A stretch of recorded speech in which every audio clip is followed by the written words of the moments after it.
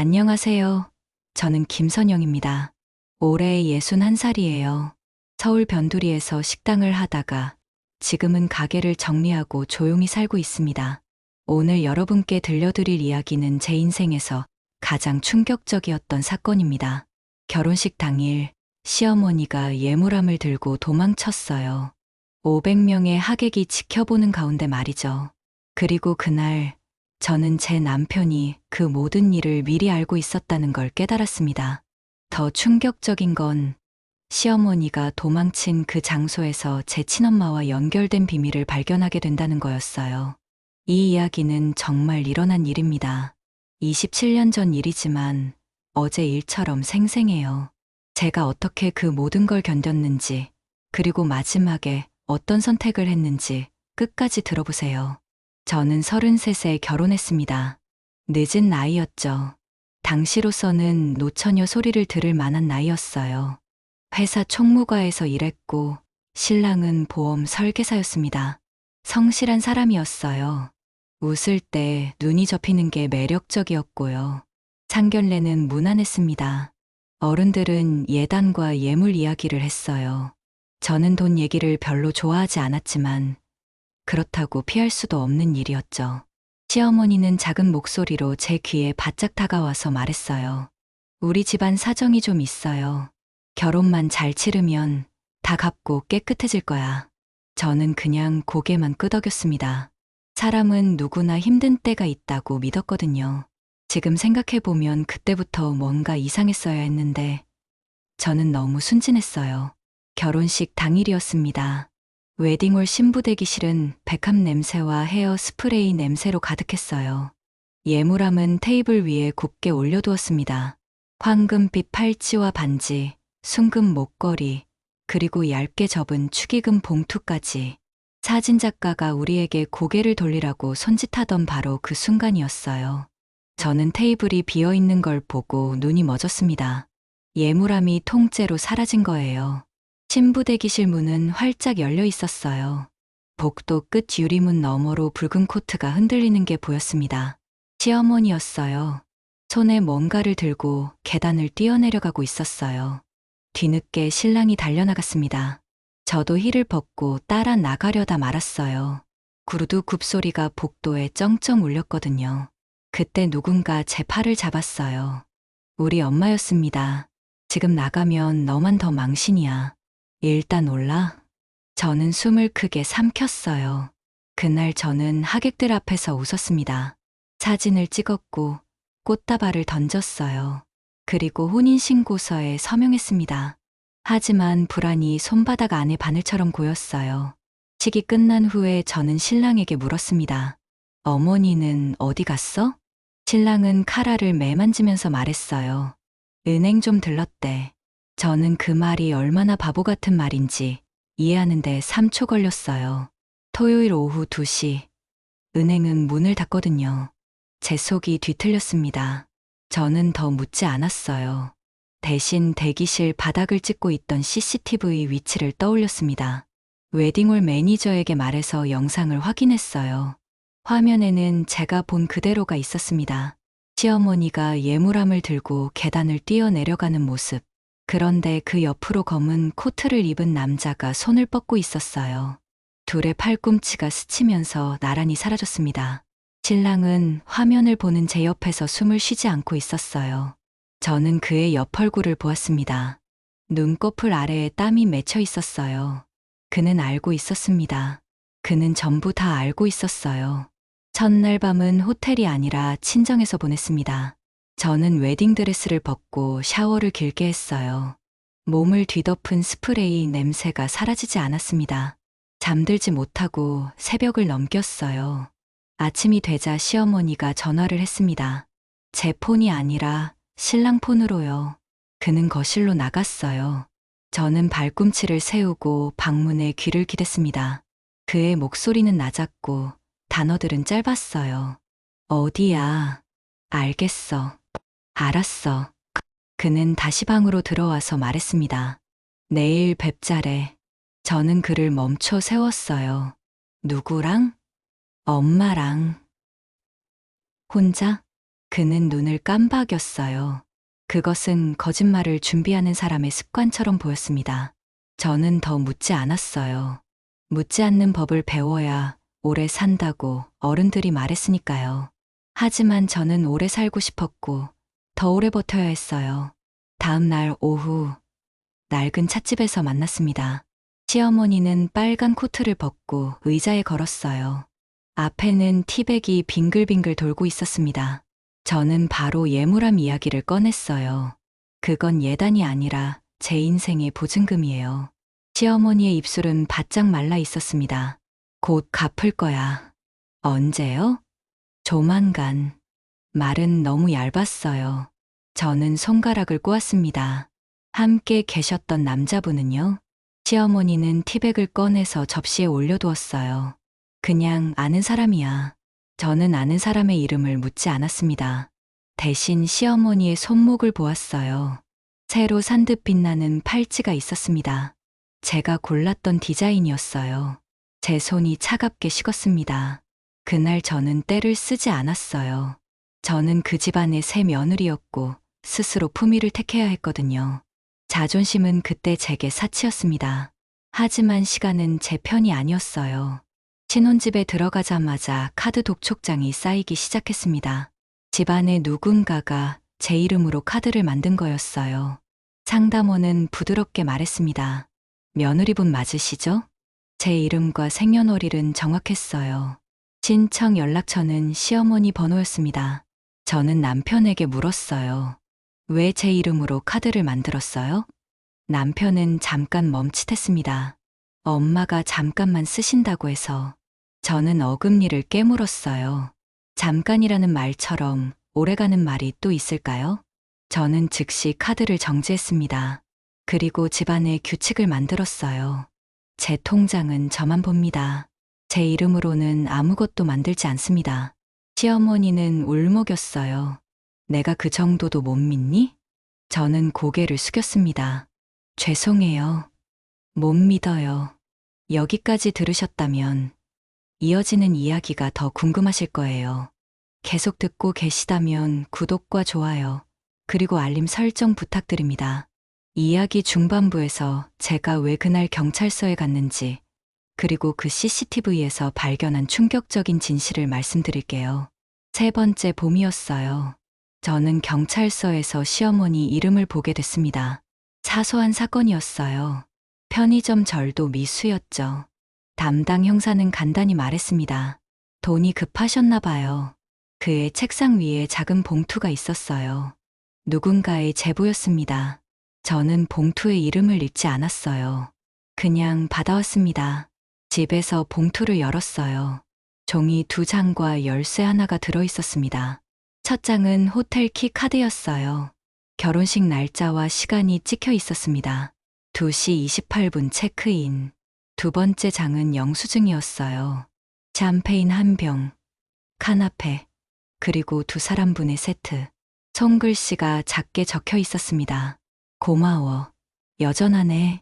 서명은 없었어요. 저는 그 키를 쥔 채로 밤을 새웠습니다. 그날 저는 남편에게 묻지 않았어요.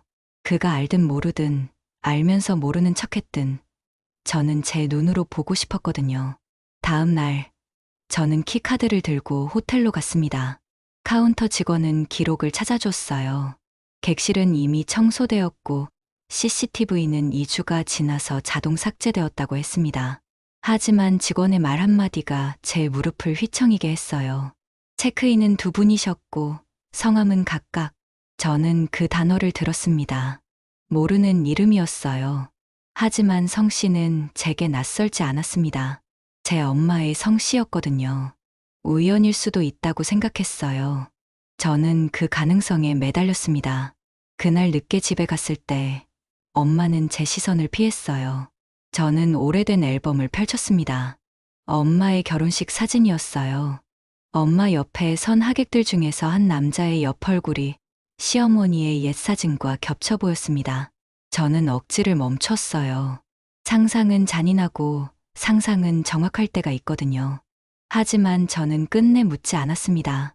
제가 답을 알게 되면 제 삶은 완전히 다른 모양이 될 테니까요. 남편과 저는 아이를 낳았습니다. 아이가 태어나자 시어머니는 다시 우리 곁으로 왔어요. 손주의 볼을 만지면서 울었습니다. 그때 처음으로 시어머니의 뒷목에 작은 흉터를 봤어요. 오래된 칼자국 같았습니다. 빚쟁이와 싸웠다던가 누구한테 쫓겼다던가 하는 이야기를 들었던 것 같아요. 시어머니는 제게 고개를 숙였습니다. 그날 미안했다. 저는 고개를 끄덕였어요. 그 말을 듣는데 3년이 걸렸습니다. 미안하다는 말은 딱 한 번만 했어요. 대신 부탁은 수십 번 했습니다. 돈을 조금만, 이번만, 마지막으로. 저는 그 말을 듣지 않았어요. 남편은 들었습니다. 남편은 항상 들었어요. 저는 남편을 증오했습니다. 동시에 불쌍하기도 했어요. 엄마에게 붙잡힌 아들들은 보통 그렇게 늙어가거든요. 아이가 자라면서 집안 상황은 더 복잡해졌어요. 시어머니는 또 다른 카드를 만들었습니다. 이번에는 아이 이름으로요. 미성년자라서 법정 대리인 동의가 필요했는데 남편이 사인을 해준 거였어요. 저는 그날 처음으로 남편과 크게 싸웠습니다. 우리 아이까지 끌어들이려고? 남편은 변명했어요. 엄마가 정말 급하다고 해서 곧 갚는다고 했어. 언제까지 이럴 거야? 언제까지 엄마 말만 들을 거야? 그래도 우리 엄만데. 저는 그 순간 남편의 얼굴을 때리고 싶었어요. 하지만 참았습니다. 대신 다음날 바로 은행에 가서 아이 명의 카드를 해지했어요. 시어머니는 화를 냈습니다. 내가 너무 심하잖아. 이 정도도 못 도와주면서 무슨 며느리야? 저는 차분하게 대답했어요. 도와드릴 수 있는 것과 없는 것이 있어요. 제 아이는 안 돼요. 그때부터 시어머니와 저 사이에는 보이지 않는 전쟁이 시작됐어요. 시어머니는 온갖 방법으로 돈을 구하려고 했습니다. 때로는 애원했고, 때로는 협박했어요. 내가 안 도와주면 우리 집안이 망한다. 아이 교육비는 어떻게 낼 거야? 이혼하고 싶으면 해. 대신 아이는 우리가 키운다. 저는 흔들리지 않았어요. 한 번 허물어지면 끝이라는 걸 알았거든요. 여기까지 오신 분들, 잠시 숨 돌리고 가죠. 이 다음은 조금 더 아프고 조금 더 통쾌한 부분입니다. 끝까지 함께 해주세요. 구독과 좋아요는 제 이야기를 계속할 힘이 됩니다. 아이가 중학생이 되던 해였어요. 남편과 저는 더 이상 대화가 없었습니다. 그는 시어머니와 저 사이에서 계속 눈치만 보고 있었어요. 그런 어느 날, 저는 남편의 휴대폰에서 문자를 발견했습니다. 시어머니에게서 온 거였어요. 선영이가 또 거절했지? 이번엔 다른 방법을 써야겠다. 저는 그 문자를 보고 소름이 돋았어요. 다른 방법이라는 게 뭘까요? 며칠 후에 답을 알게 됐습니다. 제 직장으로 시어머니가 찾아온 거예요. 회사 로비에서 큰 소리로 울면서 말했습니다. 우리 며느리가 시어머니를 버렸어요. 돈이 급한데 도와주지 않는다고 해요. 동료들이 다 쳐다봤어요. 저는 얼굴이 화끈거렸습니다. 시어머니를 조용한 곳으로 데려가서 말했어요. 어머니, 이러시면 안 돼요. 그럼 돈 좀 빌려줘. 이자도 줄 테니까. 못 드린다고 했잖아요. 그럼 계속 이럴 거야. 내 직장에서, 아이 학교에서, 내가 가는 곳마다. 저는 그때 깨달았어요. 이건 협박이라는 걸. 그리고 더 이상 참을 수 없다는 걸. 그날 밤 저는 결심했습니다. 반격할 시간이 온 거예요. 먼저 시어머니의 빚을 정확히 파악했어요. 남편 몰래 신용정보회사에 의뢰해서 시어머니 명의로 된 모든 대출과 카드를 조사했습니다. 결과는 충격적이었어요. 시어머니는 무려 8천만 원의 빚이 있었습니다. 그중 절반은 제 이름으로 만든 카드 빚이었어요. 저는 증거를 모았습니다. 시어머니가 제 동의 없이 만든 카드들, 위조된 서명들, 그리고 그 돈이 어디에 쓰였는지까지 추적했어요. 놀랍게도 그 돈의 상당 부분은 도박에 쓰인 거였습니다. 시어머니는 온라인 카지노에 중독되어 있었어요. 매일 수백만 원씩 잃고 있었습니다. 저는 모든 증거를 들고 경찰서에 갔어요. 신용카드 사기 사용 신고를 했습니다. 제 동의 없이 만든 카드로 8천만 원을 썼어요. 이건 명백한 사기죠? 담당 경찰관은 고개를 끄덕였습니다. 가족 간의 일이라도 동의 없이 했다면 처벌 대상이에요. 그 순간 제 마음이 시원해졌어요. 드디어 정당한 방법으로 맞설 수 있게 된 거였거든요. 하지만 진짜 복수는 여기서부터였어요. 저는 시어머니가 자주 가는 카지노 사이트를 알아냈습니다. 그리고 그 사이트에 신고했어요. 미성년자가 부모 명의로 도박을 한다고요. 물론 거짓말이었어요. 하지만 그 사이트는 즉시 시어머니의 계정을 정지시켰습니다. 도박을 할 수 없게 된 거죠. 다음으로는 시어머니의 모든 카드를 정지시켰어요. 제가 피해자로 신고한 카드들은 당연히 정지됐고, 다른 카드들도 신용등급 하락으로 자동 정지됐습니다. 시어머니는 갑자기 현금을 구할 수 없게 됐어요. 급전을 빌릴 곳도 없었고, 카드도 쓸 수 없었습니다. 그때 시어머니가 제게 전화를 했어요. 선영아, 이게 뭐야? 갑자기 카드가 다 안 돼. 저는 차분하게 대답했습니다. 경찰서에 신고했어요. 제 동의 없이 만든 카드들 말이에요. 뭐? 시어머니를 신고했다고? 네, 사기 사용으로요. 시어머니는 한동안 말이 없었어요. 그러고는 울기 시작했습니다. 내가 그래도 내 시어머니인데. 시어머니라고 해서 범죄를 봐줄 순 없어요. 저는 더 이상 물러서지 않았어요. 27년 동안 참았던 모든 게 터져나왔습니다. 어머니, 제가 얼마나 참았는지 아세요? 결혼식 날부터 지금까지 얼마나 수치스러웠는지 아세요? 그때는 정말 급해서. 급하면 도둑질해도 되나요? 며느리 명의로 빚내도 되나요? 시어머니는 더 이상 변명하지 못했어요. 그리고 저는 마지막 카드를 꺼냈습니다. 그리고 어머니, 결혼식 날 호텔에서 만난 그 남자 말이에요. 제가 다 알아요. 시어머니의 숨소리가 거칠어졌어요. 뭘 안다는 거야? 제 엄마와의 관계도 알고, 그날 호텔에서 뭘 했는지도 알아요. 영수증도 갖고 있고요. 시어머니는 완전히 무너졌습니다. 어떻게 알았어?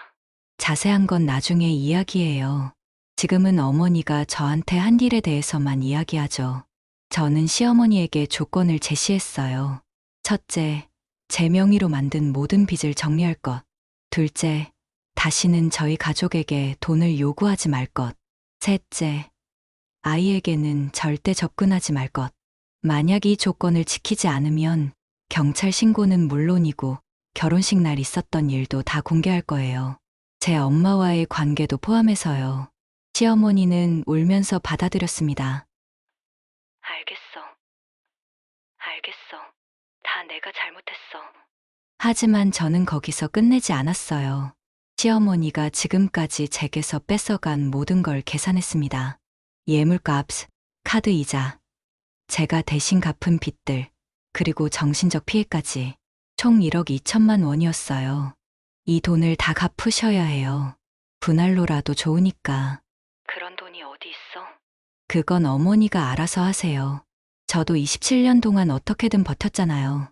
저는 시어머니에게 차용증을 써달라고 했어요. 공증까지 받았습니다. 이제 법적으로도 확실한 채권자가 된 거였어요. 남편은 제 행동을 알고 충격을 받았습니다. 너무 심한 거 아니야? 그래도 우리 엄마인데 당신 엄마가 저한테 한 게 심하지 않았나요? 하지만 가족인데 가족이면 사기쳐도 되나요? 가족이면 도둑질해도 되나요? 남편은 더 이상 반박하지 못했어요. 사실 저는 시어머니를 완전히 망가뜨리려던 건 아니었어요. 다만 더 이상 저를 우롱하지 못하게 하고 싶었을 뿐이에요. 시어머니는 정말로 돈을 갚기 시작했습니다. 집을 팔았고 가지고 있던 귀금속도 다 처분했어요. 그리고 파트타임 일을 2개씩 하면서 조금씩 갚아나갔습니다. 처음에는 한 달에 50만 원씩 갚겠다고 했어요. 하지만 저는 받아주지 않았습니다. 한 달에 최소 100만 원은 갚으셔야 해요. 이자도 붙고 있거든요. 시어머니는 울면서 말했어요. 그런 돈이 어디 있어? 나이가 이런데 어떻게 그렇게 많이 벌어? 그건 제가 알 바 아니에요. 어머니가 빚을 만들 때는 생각 안 하셨잖아요. 저는 냉정했어요. 27년 동안 당한 모든 수모를 생각하면 이 정도는 아무것도 아니었거든요. 시어머니는 정말로 필사적으로 일했습니다. 새벽에는 신문 배달을 했고, 낮에는 식당에서 설거지를 했어요. 밤에는 편의점 야간 알바까지 했습니다. 한 달에 120만 원씩 갚기 시작했어요. 저는 그 돈을 받을 때마다 영수증을 끊어줬습니다. 정확히 기록해두려고요. 남편은 제 모습을 보고 무서워했어요. 너 너무 변했어. 예전에 너가 아니야. 저는 웃었습니다. 맞아요. 저는 변했어요. 이제 더 이상 바보가 아니라고요. 6개월 정도 지났을 때 시어머니가 병원에 실려갔습니다. 과로로 쓰러진 거였어요. 남편은 제게 빚 독촉을 멈춰달라고 부탁했습니다. 엄마가 죽겠다고 해. 조금만 봐줘. 저는 단호했어요. 죽을 정도면 왜 빚을 만들었어요? 제가 죽을 뻔했을 때는 누가 봐줬나요? 그래도 이제 그만. 안 돼요. 끝까지 갚아야 해요. 하지만 저도 완전히 돌이 된 건 아니었어요. 시어머니가 정말 아파 보여서 한 달만 유예를 해줬습니다. 그 대신 조건을 걸었어요. 시어머니가 지금까지 숨겨온 모든 진실을 말하라고 했습니다. 제 엄마와의 관계, 결혼식 날 호텔에서 한 일, 그리고 지금까지 거짓말한 모든 것들. 시어머니는 거부했어요. 그건 말할 수 없어. 그럼 빚 갚기를 계속하세요. 유예는 없어요. 결국 시어머니가 항복했습니다. 20해가 흘렀어요. 시어머니는 뇌경색으로 쓰러졌습니다. 몸의 반쪽이 마비된 상태였어요. 요양병원의 창문은 낮은 햇살을 큼지막하게 끌어들였습니다. 저는 기저귀를 갈아주고 손톱을 깎아줬어요. 간호사가 제게 살며시 말했습니다. 며느리분이 제일 자주 오세요. 저는 고개만 끄덕였어요. 다른 며느리들은 오지 않았습니다. 왜냐하면 다른 며느리는 없었거든요. 제 남편은 중년의 기침과 함께 시간을 보내고 있었어요. 카드빚은 여전히 뒤따랐고 아이는 커서 지방으로 떠났습니다. 제 곁에는 2개의 의자와 하나의 침대, 시어머니의 가운, 그리고 오래된 빨간 코트가 걸려 있었어요. 저는 가끔 그 코트를 만졌습니다. 촉감은 거짓말을 하지 않거든요. 그 어두운 주머니에서 작은 봉투가 나왔어요. 편지 한 장이 접혀 있었습니다. 선영아, 내 이름을 쓰는 것도 조심스러워졌다. 내가 그날 훔친 건 예물만이 아니다. 체면이었다. 내 엄마와 나는 오래전에 잠깐 엮였다. 젊고 멍청했을 때였다.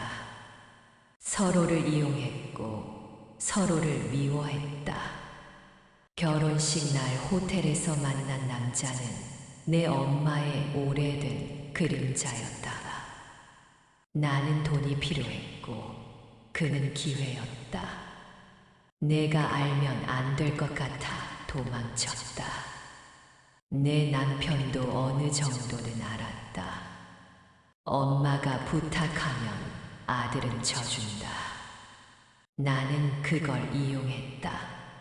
미안하다. 한 번만 더 부탁한다.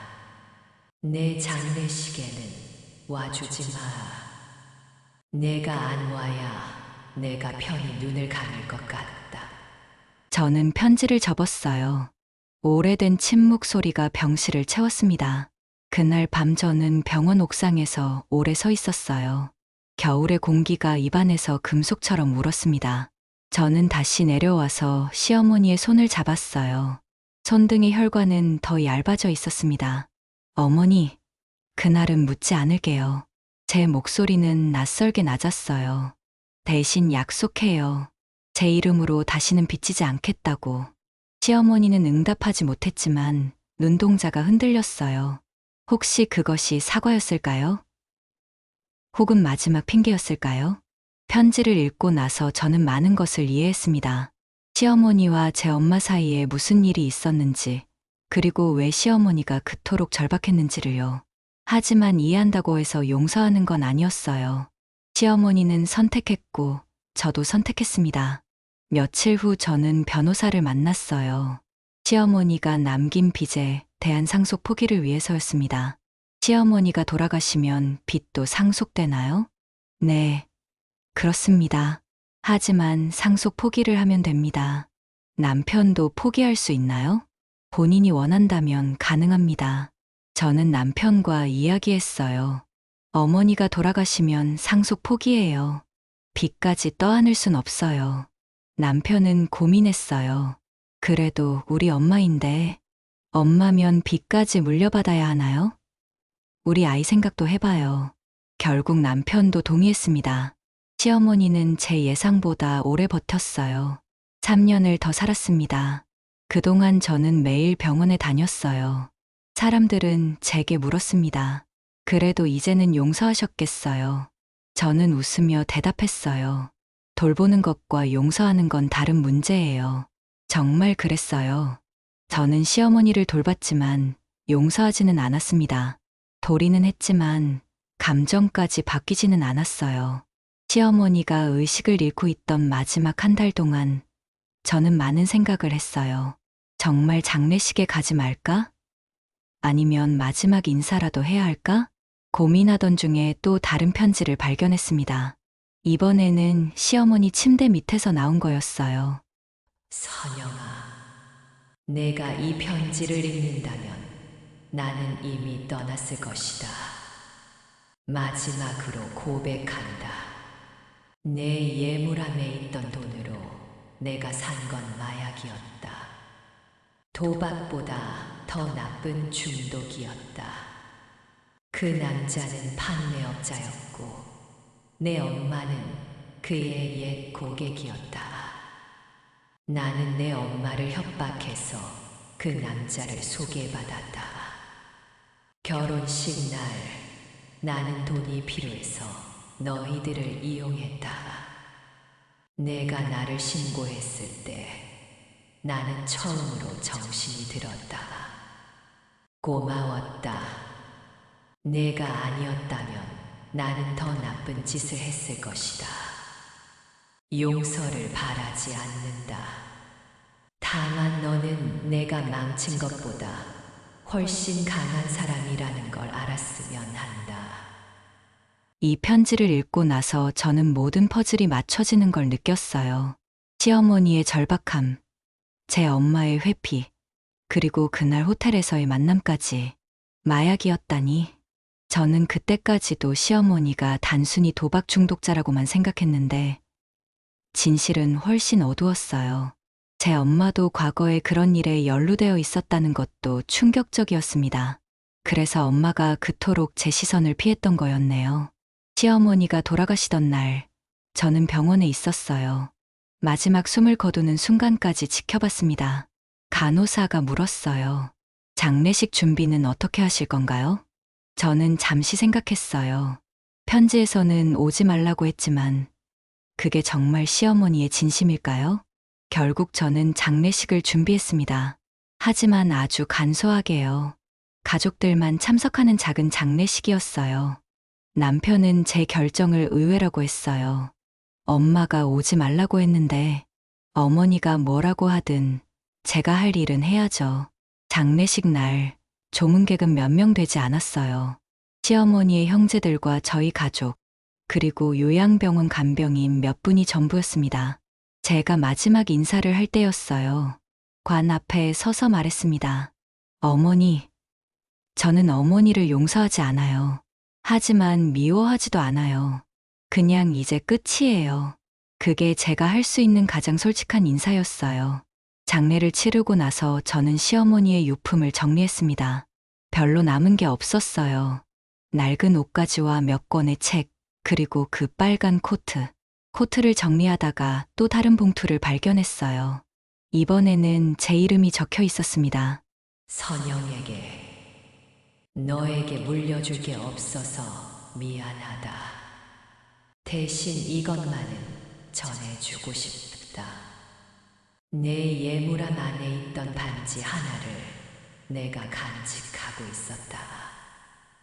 팔아버릴까 하다가 차마 못 팔았다.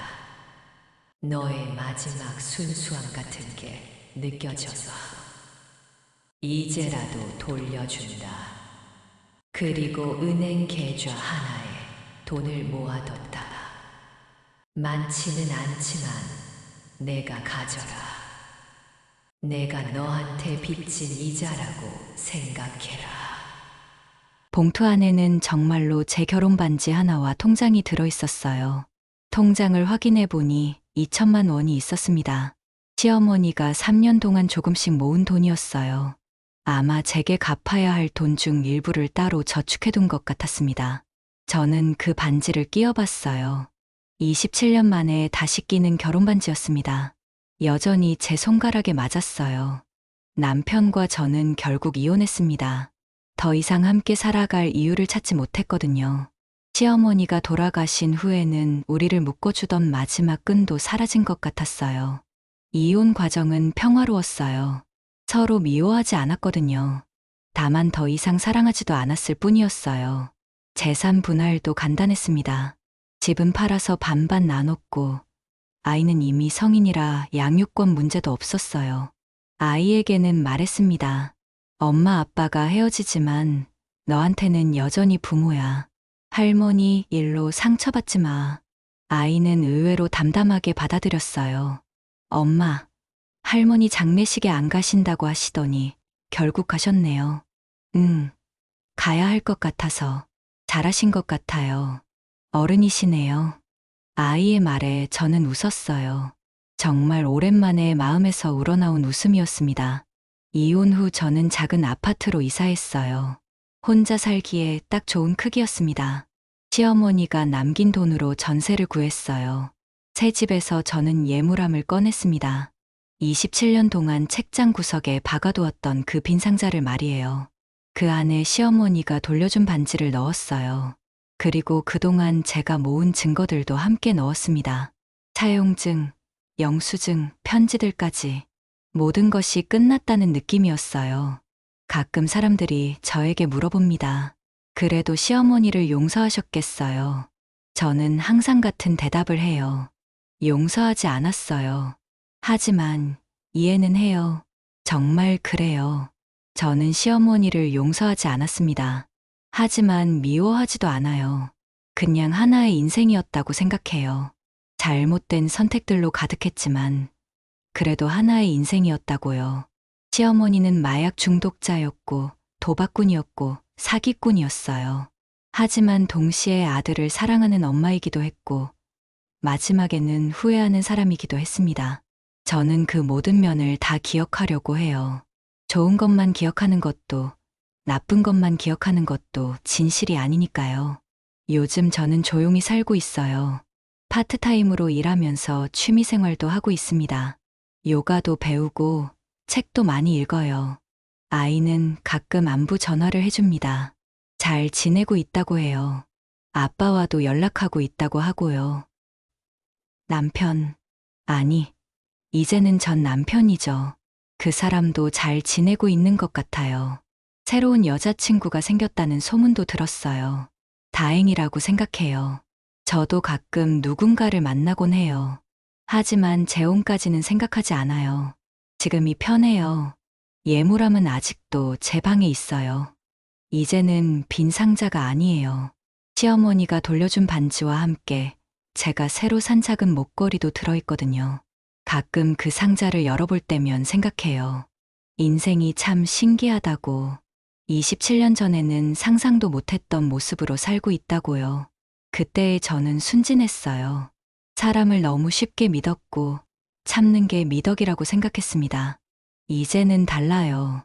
의심할 건 의심하고 참을 건 참고 싸울 건 싸워요. 시어머니가 저한테 준 가장 큰 선물은 아마 이거일 거예요.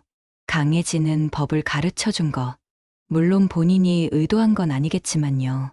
여러분은 어떻게 생각하세요? 제가 너무 냉정했나요? 아니면 당연한 일을 한 건가요? 사실 저는 아직도 확신이 서지 않을 때가 있어요. 특히 밤에 혼자 있을 때면 생각해요. 정말 최선이었을까? 하지만 후회하지는 않아요. 제가 선택한 길이니까요. 그리고 그 선택으로 인해 지금의 평화로운 삶이 있는 거니까요. 마지막으로 하나만 더 말씀드릴게요. 시어머니의 유품을 정리하다가 발견한 마지막 편지입니다. 선영아, 내가 나를 경찰서에 신고했던 그날, 나는 처음으로 내가 얼마나 나쁜 사람이었는지 깨달았다. 그때까지는 내가 피해자라고 생각했거든. 세상이 나쁘고 운이 나쁘고 다들 나를 도와주지 않는다고 생각했어. 하지만 내가 증거를 들이밀며 나를 고발했을 때 나는 알았다. 내가 가해자였다는 걸. 너는 나에게 마지막 기회를 준 거였어. 정신 차리고 사람답게 살라고. 고마웠다. 정말로. 이 편지를 읽고 나서 저는 확신했어요. 제가 한 일이 옳았다고. 때로는 강하게 나서는 것이 모두를 위한 일이라는 걸요. 지금도 가끔 그 빨간 코트를 생각해요. 결혼식 날 복도 끝에서 휘날리던 그 코트를요. 그때는 절망의 상징 같았는데 지금은 그냥 한 사람의 인생이었다고 생각해요. 여러분의 인생에도 빨간 코트 같은 순간들이 있을 거예요.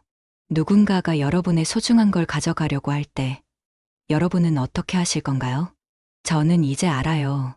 때로는 싸워야 한다는 걸, 때로는 용서보다 경계가 필요하다는 걸, 그리고 때로는 혼자서도 충분히 행복할 수 있다는 걸요. 오늘 제 이야기를 끝까지 들어주셔서 감사합니다. 여러분의 인생에도 평화가 찾아오기를 바라요. 그리고 누군가가 여러분의 예물함을 노린다면 주저하지 말고 지키세요. 그게 여러분이 가진 가장 큰 권리니까요. 다음에 또 다른 이야기로 찾아뵙겠습니다. 구독과 좋아요 잊지 마세요.